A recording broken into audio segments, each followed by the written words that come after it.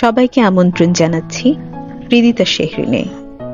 হৃদিতা শেহরিনের নিয়মিত গল্প আড্ডায় আজ শুনবেন বিভূতিভূষণ বন্দ্যোপাধ্যায়ের একটি ছোট গল্প, নাম তুচ্ছ। শুরু হচ্ছে তুচ্ছ।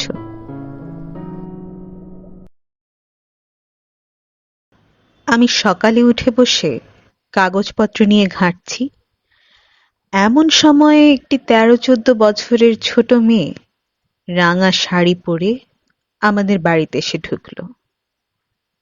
আমাদেরই গ্রামের মেয়ে নিশ্চয়ই, তবে কোথাও দেখিনি বলে প্রথমটা চিনতে পারলাম না। মেয়েটির এই অল্প বয়সী বিয়ে হয়েছে। ওর কপালে সিঁদুর, হাতে সোনা বাঁধানো শাখা, শ্যাম বর্ণ একহারা চেহারার মেয়ে।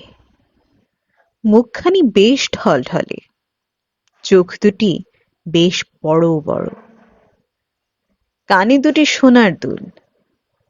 জিজ্ঞাসা করলুম, কার মেয়ে তুই রে? মেয়েটি সামান্য একটু হেসে মাটির দিকে চোখ রেখে বলল, বিশ্বনাথ কামারের। বিশুর মেয়ে? তা বেশ বেশ, তোর তো দেখছি বিয়ে হয়েছে এই বয়সেই। কোথায় শ্বশুর বাড়ি? মেয়েটির খুব লজ্জা হলো শ্বশুর বাড়ির কথায়।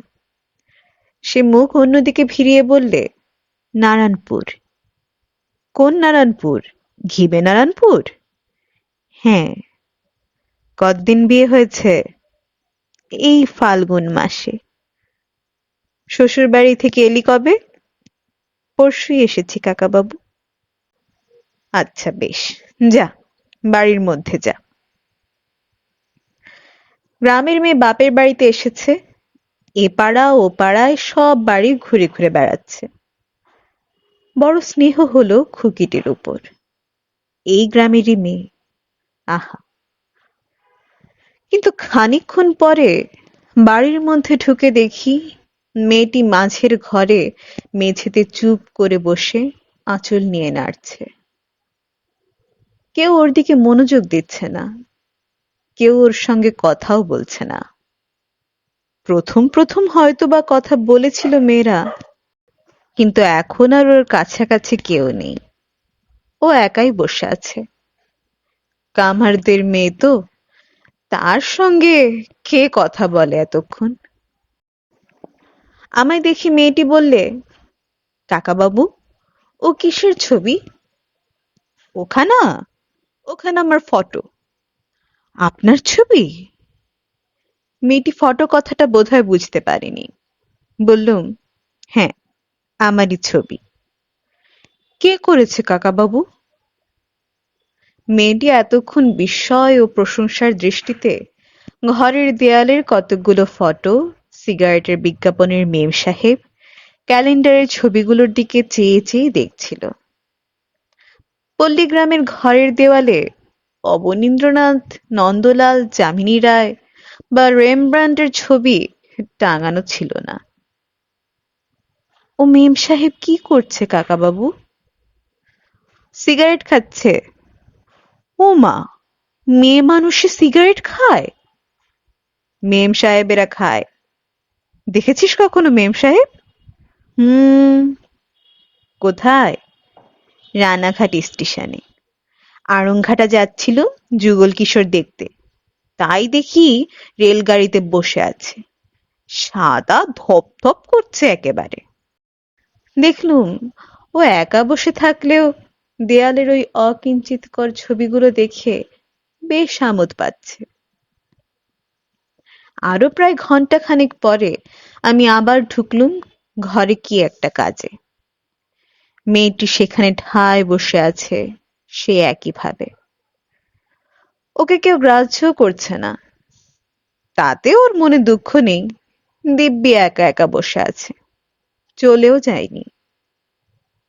ও যে আমাদের ঘরে ঢুকে মেঝের উপর বসে আছে, এই আনন্দে ও ভরপুর।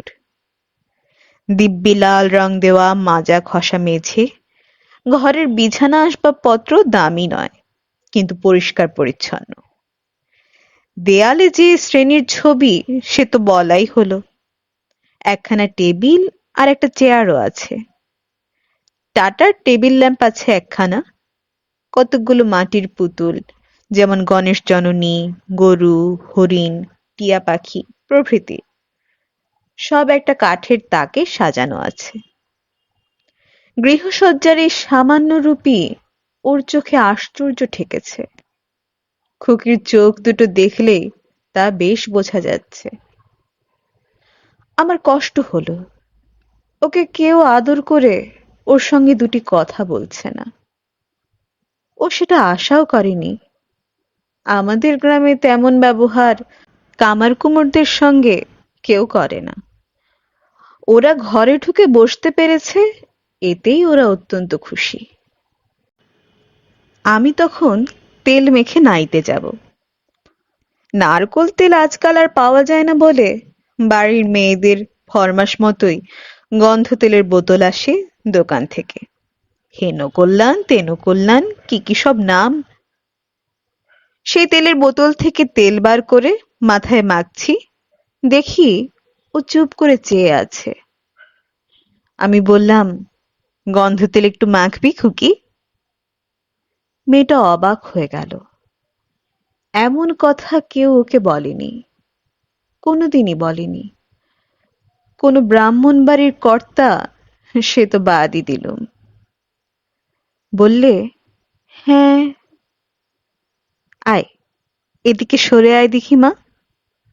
তারপর তার চোখ দুটির অবাক দৃষ্টিকে অবাকতর করে দিয়ে আমি নিজের হাতে তার মাথায় খানিক গন্ধ তেল মাখিয়ে দিলুম, খোঁপা বাঁধা চুলের ওপর ওপর দিয়ে। ও হেসে ফেললে, অনাদৃতা আদর পেয়ে যেন লজ্জা পেলে। বললাম, কিরকম গন্ধ বল দেখিনি? চমৎকার কাকাবাবু। কি তেল বল দেখি? কি জানি, কি তেল গো? খুব ভালো গন্ধ তেল। ভারী খুশি হয়েছে ও। বললে, আমি তাহলে আসি কাকাবাবু, বেলা হয়ে গেছে। এসো মা, আবার এসো কিন্তু একদিন। চলে গেল খুকি। চলে গেল খুকি। কতটুকুই আর তেল দিলুম ওর মাথায়।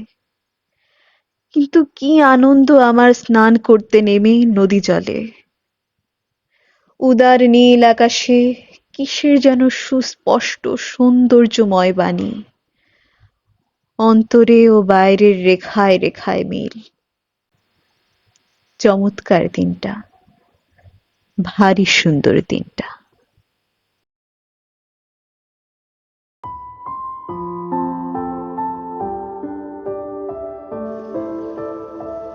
এরই সাথে শেষ হলো আমাদের আজকের আয়োজন। এতক্ষণ সাথে থাকার জন্য সবাইকে অনেক অনেক ধন্যবাদ। দেখা হচ্ছে পরবর্তী কোনো গল্পে। সেই পর্যন্ত সবাই ভালো থাকবেন, সুস্থ থাকবেন এবং হৃদিতা শেখরিনের সাথেই থাকবেন। গল্পটি ভালো লেগে থাকলে চ্যানেলটি সাবস্ক্রাইব করে রাখতে ভুলবেন না।